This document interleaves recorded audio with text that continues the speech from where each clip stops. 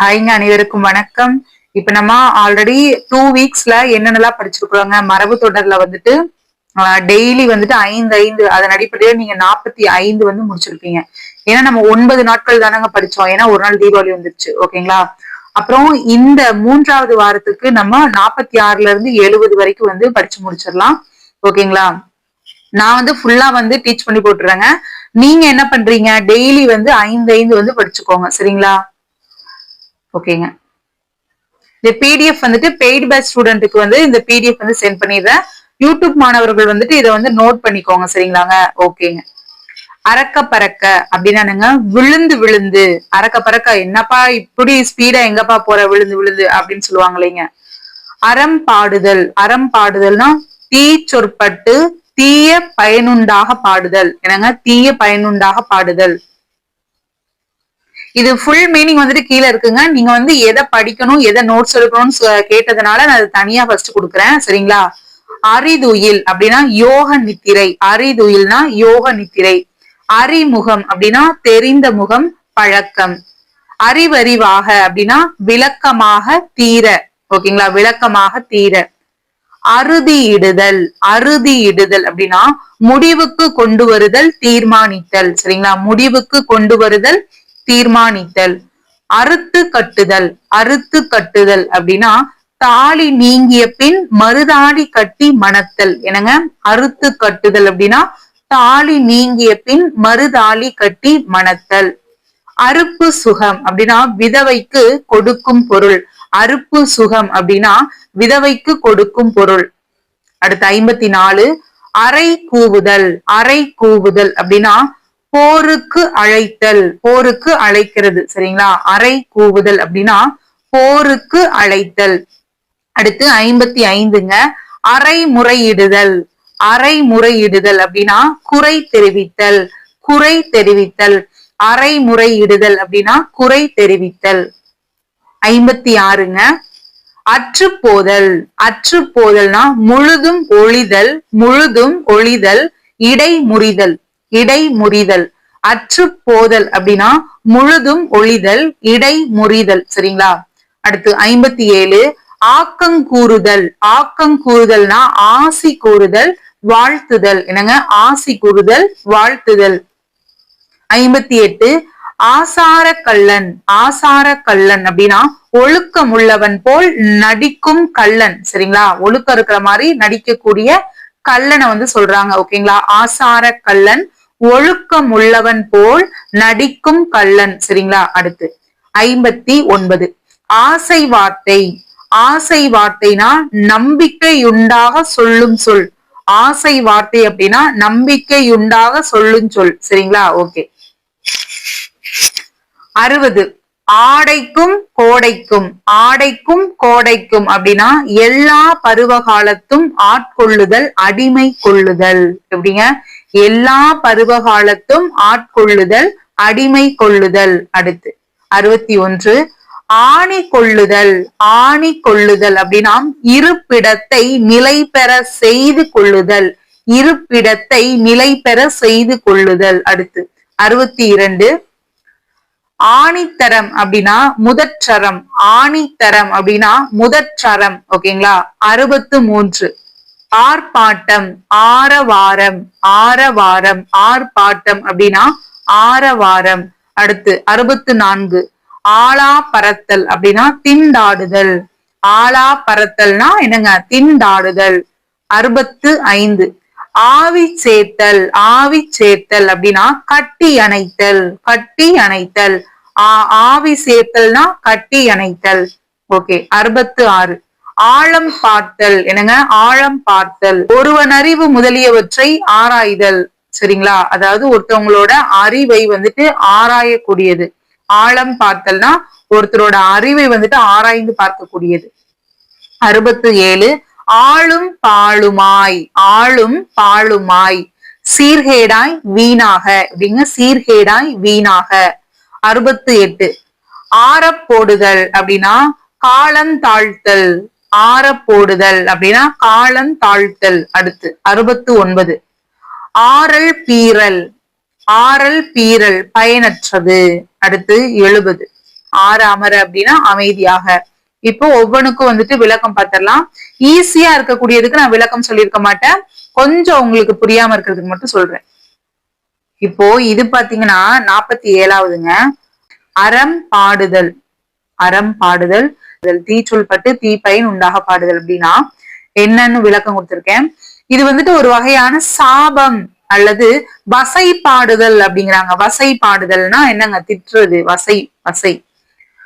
இதன் பொருள் வந்துட்டு ஒருவர் செய்த தீமைகளுக்கு பழி வாங்கும் பொருட்டு, பழி வாங்கக்கூடிய பொருட்டு அவர் அழிந்து போக வேண்டும் அப்படின்னு பாடக்கூடியதுதான் வந்துட்டு அறம் பாடுதல். சரிங்களாங்க? ஓகே. 48ங்க. 48க்கு என்னங்க வரும்? மேல கொடுத்திருக்கேன் பாருங்க. 48க்கு அரிதுயில் யோக நித்திரை. என்னங்க? அரிதுயில் யோக நித்திரை. யோக நித்திரை அப்படின்னா உடல் உறங்கி கொண்டிருந்தாலும் மனம் விழிப்புடன் இருக்கும் அப்படிங்கிறாங்க. உடல் வந்துட்டு உறங்கி கொண்டிருந்தாலும் மனம் விழிப்புடன் இருக்கும். அடுத்து அறுதி இடுதல், முடிவுக்கு கொண்டு வருதல். அறுதி இடுதல் அப்படின்னா என்னன்னு பாத்திரலாங்க. இங்க இருக்கு பாருங்க. ஒரு விவாதத்தின் அல்லது ஆய்வின் முடிவில் ஒரு திட்டவட்டமான முடிவை அறுதியிட்டு சொல்லக்கூடியது. எட்டும் போது இந்த சொல் வந்துட்டு யூஸ் பண்றாங்க. என்னங்க? அறுதி இடுதல் அப்படிங்கக்கூடியது. ஒரு ஆய்வு பண்றாங்க, அதுல வந்துட்டு கிட்டத்தட்ட முடிஞ்சிருச்சு அவ்வளவுதான் அப்படிங்கிற மாதிரி திட்டவட்டமாக இதுதான் அப்படிங்கக்கூடியது. புரியுதுங்களா? ஒரு கருத்தின் எல்லைகளை துல்லியமாக வரையறுத்து அதன் பண்புகளை தெளிவாக கூறுவதையும் இது குறிக்கும். சரிங்களா? ஓகே. அடுத்து அறுப்பு சுகம். அறுப்பு சுகம் அப்படின்னா என்னன்னு பாத்தீங்கன்னா ஒரு விதமான வரி அல்லது கட்டணம் அப்படின்னு சொல்லப்படுதுங்க. இது பொதுவாக ஒரு பயிர் அறுவடை செய்யப்பட்ட பிறகு ஒரு குறிப்பிட்ட சமூகத்தினர் அல்லது விதவைகளுக்கு உதவி செய்வதற்காக வசூலிக்கப்படும். இந்த வரியின் மூலம் கிடைக்கும் பொருள் விதவைகளுக்கு கொடுக்கப்படும். புரியுதுங்களா? அதாவது என்னங்க சொல்றாங்க? ஒரு சமூகத்தினர், ஒரு குறிப்பிட்ட சமூகத்தினர் இல்லைன்னா அந்த விதவைகளுக்கு வந்துட்டு உதவி செய்யறதுக்காக வந்துட்டு இது வசூலிப்பாங்களாமா. என்னங்க? அறுப்பு சுகம் அப்படின்னு சொல்லக்கூடிய ஒரு விதமான வரிங்க. சரிங்களா? இந்த வரியின் மூலம் கிடைக்கக்கூடிய அந்த பொருட்கள் வந்துட்டு விதவைகளுக்கு வந்துட்டு கொடுத்துருவாங்களாமா. அதனாலதான் இது வந்து அறுப்பு சுகம் அப்படிங்கறத விதவைக்கு கொடுக்கும் பொருள் அப்படின்னு சொல்லியிருப்பாங்க. சரிங்களா? விதவைக்கு கொடுக்கும் பொருள். அடுத்து அறை கூவுதல். அறை கூவுதல் அப்படின்னா போருக்கு அழைத்தல். போருக்கு அழைத்தல். அதாவது ஒருவரை போருக்கு வருமாறு, எப்படிங்க? ஒருவரை போருக்கு வருமாறு சவால் விடுதல். சவால் விடுதல் அல்லது அழைத்தல். இது பெரும்பாலும் வீரர்களின் மத்தியில் நிகழும் ஒரு செயல். வீரர்கள் மத்தியில நிகழக்கூடியதுங்க. போருக்கு அழைத்தல் அப்படின்னா போருக்கு அழைத்தல் அல்லது அழைப்பு விடுதல். இது அறை கூவுதல் அப்படிங்கிற மற்றொரு வடிவம் தாங்க இந்த போருக்கு அழைக்கிறது. ஓகே. அடுத்து அற்றுப்போதல். அற்றுப்போதல் அப்படின்னா அற்றுப்போதல் ஒரு இனம், வகை அல்லது குழு முழுவதுமாக அழிந்து போவதை குறிக்கிறது.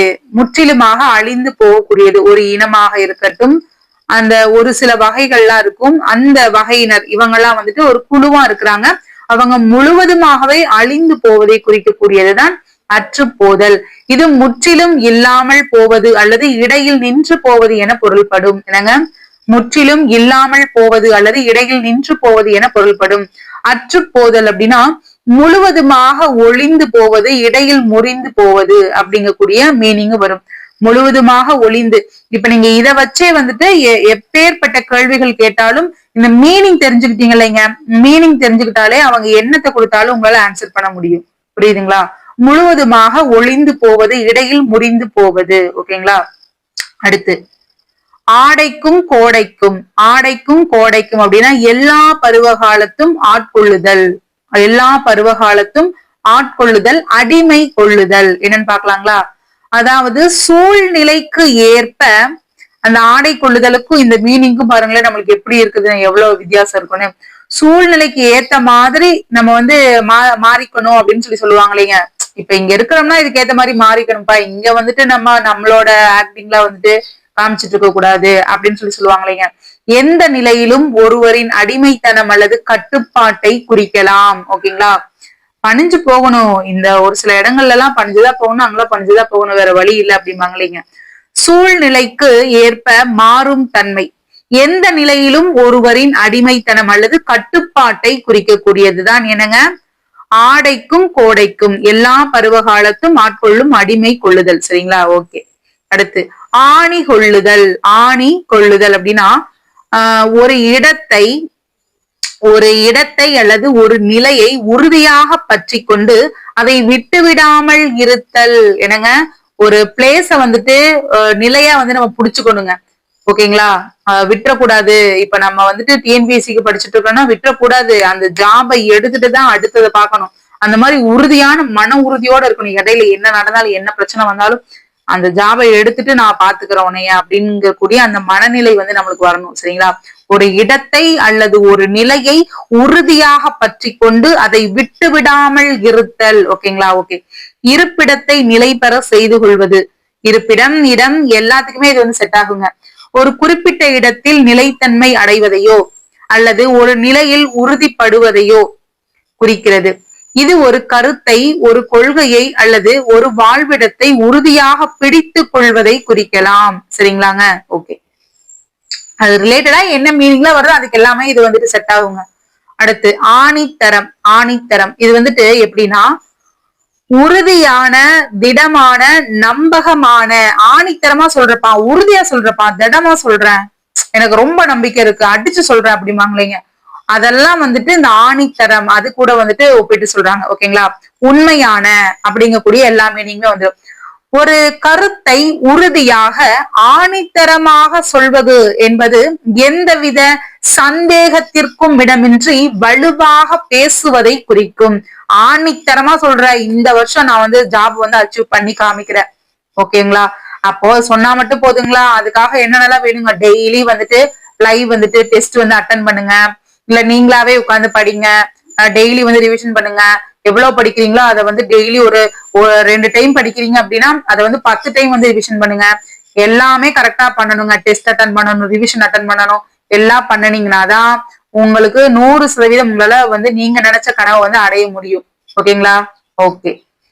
முதற்சரம், அதான் சொல்றாங்க ஆணித்தரம், முதற்சரம். இந்த சொல் முதல் தரமான, மிக சிறந்த, என்னங்க, முதல் தரமான, மிக சிறந்த அல்லது உயர்ந்த தரம் வாய்ந்த அப்படிங்கக்கூடியத, அதாவது பெஸ்ட் குவாலிட்டி பாது அப்படிம்பாங்களேங்க, அதுவுமே இதோட பொருந்தும்.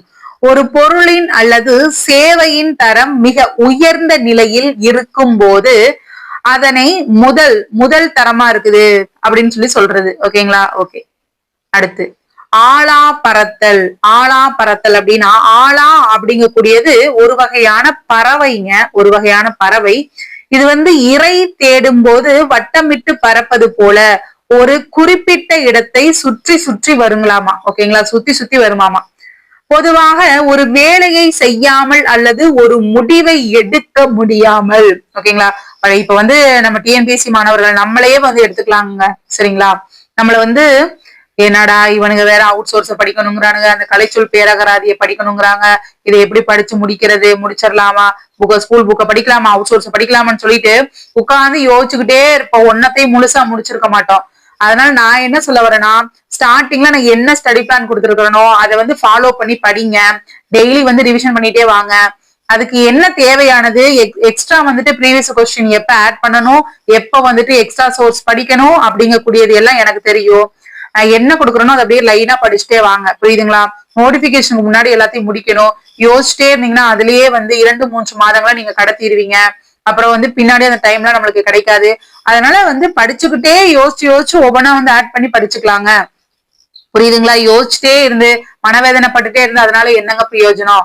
ஒரு முடிவு வந்துட்டு இப்பவே வந்து முடிவெடுத்து வந்து போகணும், இதுக்கு ஜாபுக்கு போகணும் அப்படின்னா படிக்க பாருங்க. சரிங்களாங்க? சரிங்க.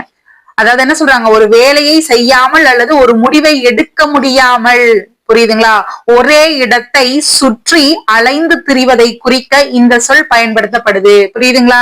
Okay, super. அடுத்து திண்டாடுதல். திண்டாடுதல் அப்படின்னா ஒரு கடினமான சூழ்நிலையில், இதுக்குமே அது கூட தாங்க வரும். ஒரு கடினமான சூழ்நிலையில சிக்கிக்கிட்டு அதை எப்படி சமாளிக்கிறது அப்படின்னு தெரியாம தவிக்கிறது. ஓகே. ஒரு வேலையை செய்ய மிகுந்த சிரமப்படுதல், குழப்பமடைதல் அல்லது ஒரு சிக்கலில் இருந்து வெளிவர வழி தெரியாமல் தடுமாறுதல் போன்ற நிலைகளை குறிக்கதான் இந்த சொல்ல வந்துட்டு யூஸ் பண்றாங்க. என்னங்க? ஓகே, அடுத்து வந்துட்டு இது வந்து பாத்தீங்கன்னா 62 ஆவி சேர்த்தல். ஆவி சேர்த்தல் அப்படின்னா எப்படின்னு பாத்தீங்கன்னா, ஆவி அப்படின்னா ஒரு மனதோட தொடர்புடையது. சரிங்களா? மனதார வந்து கட்டி அணைக்கிறது, ஒரு பாசத்தோட, ஒரு அரவணைத்து கொள்ளக்கூடிய ஒரு உணர்வு பூர்வமான ஒரு செயல். ஓகேங்களா? பாசத்தோட கட்டி அணைத்துக் கொள்ளக்கூடிய ஒரு உணர்வு பூர்வமான ஒரு செயல். ஓகேங்களா? அடுத்து 63 ஆழம் பார்த்தல் அப்படிங்கிறது ஒரு விஷயங்க. சரிங்களா? ஒரு நபரின் தன்மையை ஆழமாக விரிவாக ஆய்வு செய்வதை குறிக்கிறது. சரிங்களா? ஒருவன் அறிவு முதலியவற்றாய், அதாவது ஒருவன் அறிவு முதலியவற்றை ஆராய்ந்து ஒருவரோட சுய உணர்வு, சுய அறிவு, எண்ணங்கள், குணாதிசயங்கள் இதெல்லாம் வந்துட்டு ஆழமா டெப்தா போய் நான் வந்து தெரிஞ்சுக்க போறேன் அப்படிம்பாங்களேங்க. அதாவது முழுமையாக புரிந்து கொள்ள முயற்சிப்பது. இப்ப டாக்டர்லாம் பாத்தீங்கன்னா நம்மள ஆழமா போய் நினைங்கன்னு சொல்லிட்டு கனவுக்குள்ள போய் பேசிட்டு இருப்பாங்க தெரியுங்களா? அதுதான் ஆழம் பார்த்தல் என்பது சுய அறிவு, உணர்வுகள் போன்றவற்றை விரிவாக ஆராய்ந்து ஒரு விஷயம் அல்லது ஒருவரின் உள்ளார்ந்த தன்மையை முழுமையாக புரிந்து கொள்வது. புரிஞ்சுங்களா? அடுத்து ஆளும் பாலுமாய் அப்படின்னா ஒரு பொருள் அல்லது இடம், ஒரு பொருள் அல்லது இடம் முற்றிலும் அழிந்து பயனற்ற நிலையில் இருப்பதை குறிக்கிறது. புரியுதுங்களா? ஃபுல்லா அழிந்து போறது. ஆளும் அப்படின்னா அழிந்து போதல், மூழ்குதல். ஓகேங்களா? ஆளும்னா அழிந்து போறது, மூழ்குதல். சரிங்களா? அடுத்து பாலும் அப்படின்னா பாழான, பயனற்ற, பாழான, பயனற்ற. அடுத்து இந்த சொற்றொடரை வந்து என்ன சொல்றாங்க? சீர்கேடான, சீர்கேடாய், வீணாக என்ற சொற்களுக்கு இணையாக பொருளை தருகிறது. அதாவது ஒரு விஷயம் சீர்குலைந்து எந்த பயனும் இல்லாமல் இருப்பதை வந்துட்டு குறிக்குது. சரிங்களாங்க? ஓகே. அடுத்து ஆறல் பீறல் அப்படிங்கிற சொல்லுக்கு ஒழுங்கற்ற, ஒழுங்கற்ற, சிதறிய, பயனற்ற அல்லது பயனற்ற நிலையில் உள்ள ஒன்று, ஏதோ ஒண்ணு பயனில்லாம வந்துட்டு ஏதோ ஒண்ணு இருக்குது அப்படிங்கக்கூடியதை குறிக்கக்கூடியது. இது ஒரு பொருளின் அல்லது சூழ்நிலையின் ஒழுங்கற்ற தன்மையை குறிக்கிறது. சரிங்களா? என்ன அது ஒரு சுச்சுவேஷனா இருக்கலாம், இல்லைன்னா ஏதோ ஒரு பொருள் வந்துட்டு சிதைவடைந்து இருக்குது, அதன் அடிப்படையில சொல்றாங்க. பயனற்றது அப்படிங்கிற சொல்லுக்கு எந்த பயனும் இல்லாதது, வீணான அல்லது உபயோகமற்ற அப்படிங்கிற பொருள் எல்லாம் உங்களுக்கு தெரியும் இல்லைங்களா? இந்த இரண்டு பொருளுமே பெரும்பாலும் ஒரே இதைதான், ஒரே மீன் தான் பண்ணுது. நம்மளுக்கு பயனற்றதுங்கிறது நம்மளுக்கு தெரியுங்க, பட் ஆறல் பீறல்னா என்னன்னு தெரியாது. அதை வந்து நல்லா புரிஞ்சுக்கோங்க. ஒழுங்கற்ற நிலையில் உள்ள ஒரு பொருள் பெரும்பாலும் பயனற்றதாக கருதப்படுகிறது. அப்ப ஒழுங்கற்ற அப்படிங்கிறத நல்லா வந்து ஞாபகம் வச்சுக்கணும். ஆற அமர அப்படின்னு அவசரப்படாம மெதுவா நிதானமாக பொறுமையா பேசிக்கலாம் அப்படிங்கக்கூடிய பொருள். சரிங்களா? அத மறுபடியும் கொடுத்திருக்கேன். அமைதியா என்ற சொல்லுக்கு சத்தம் இல்லாம அமைதியா நிதானமா வந்து பொறுமையா வந்து எல்லாம் பண்ணிக்கலாம் அப்படிங்கிற மாதிரி ஆன்சர். ஓகேங்களா? சரிங்க. ஓகே, மத்ததெல்லாம் வந்துட்டு ஈஸியா இருக்கிறதுனால நான் கொடுத்திருக்க மாட்டேன். ஓகேங்களா? சரிங்க, எல்லாரும் நல்லா படிங்க. உங்களுக்கு தேவையான அனைத்து வீடியோக்களும் வந்து கொண்டே இருக்கிறது. எல்லாம் வந்து லைனா வந்துடும். சரிங்களா? டெஸ்ட் பேட்ச் வந்து கேட்டுட்டே இருக்கிறீங்க. இந்த நம்பருக்கு வந்துட்டு 9944477524 இந்த நம்பருக்கு வந்துட்டு எனக்கு இது பண்ணுங்க, மெசேஜ் பண்ணுங்க. அமௌண்ட் வந்துட்டு 1000 rupees. ஓகேங்களா? இந்த இதுக்கு பெய்டு வந்துட்டு பண்ணிட்டு ஜாயின் பண்ணிக்கோங்க. உங்களுக்கு நான் இப்ப என்னென்ன வந்து இங்க டீச் பண்றனோ எல்லா நோட்ஸுமே வந்து வந்துடும். உங்களுக்கு எல்லா நோட்ஸ் நான் இப்ப என்னென்னலாம் டீச் பண்றனோ எல்லா நோட்ஸுமே உங்களுக்கு வந்துருங்க. அவுட் சோர்ஸ் நோட்ஸ் எல்லாமே ஜிஎஸ்காக இருக்கட்டும், இந்த தமிழுக்காக இருக்கட்டும், எல்லா நோட்ஸும் உங்களுக்கு வந்துடும். சரிங்களாங்க? அது போக டெய்லி லைவ் ரிவிஷன் வந்துட்டு இது பண்றீங்க. நீங்க ஃபர்ஸ்ட் வாரம் என்ன படிக்கிறீங்களோ அது கடைசி வாரம் வரைக்கும் உங்களுக்கு கடைசி எக்ஸாம் போற வரைக்கும் மைண்ட்ல இருக்கணுங்கிறத என்னுடைய முழுமையான நோக்கம். சோ அதைய தொடர்ந்து வந்து நான் வந்து கிளாஸும் கொண்டு போயிட்டு இருக்கேன், உங்களுக்கு ரிவிஷனும் பண்ணி கொடுத்துட்டு இருக்கேன். நீங்க தான் வந்து அது யூஸ் பண்ணிக்கணும். சரிங்களாங்க? மற்றபடி யூடியூப் ஸ்டூடெண்ட் வந்துட்டு நீங்க வந்து எல்லா கிளாஸஸ் வந்து நீங்க எல்லாமே யூஸ் பண்ணிக்கலாம், எல்லாமே ஃப்ரீ தான். உங்களுக்கு டெஸ்ட் பேட்சுக்கு டிஎன்பிஎஸ்சி தரத்துல வந்து கொஸ்டின் வந்து எடுத்து தரப்படும். சரிங்களாங்க? அதனால உங்களுக்கு நான் வந்து இப்ப இருந்தே வந்து டெஸ்ட் அட்டன் பண்ணும், எனக்கு எல்லா நோட்ஸ் வேணும் அப்படின்னு ஆசைப்படுறவங்க நீங்க வந்து ஜாயின் பண்ணிக்கலாம். கட்டாயம் கிடையாது, இது உங்களுக்கு விருப்பத்தின் பேர்ல வந்து ஜாயின் பண்ணிக்கோங்க. சரிங்களாங்க? சரிங்க, நன்றி, வணக்கம். எல்லாரும் நல்லா படிங்க.